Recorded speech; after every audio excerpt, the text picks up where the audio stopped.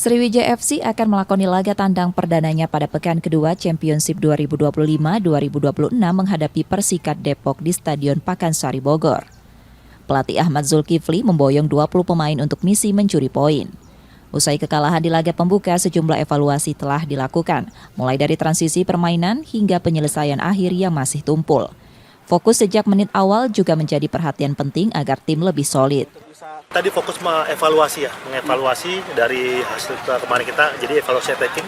Jadi ada beberapa kali momen memang kita tidak bisa manfaatkan, yang tadinya harusnya kita bisa manfaatkan, tapi karena anak-anak tidak percaya diri, tidak bisa manfaatkan, itu yang menjadi fokus kita, evaluasi attacking.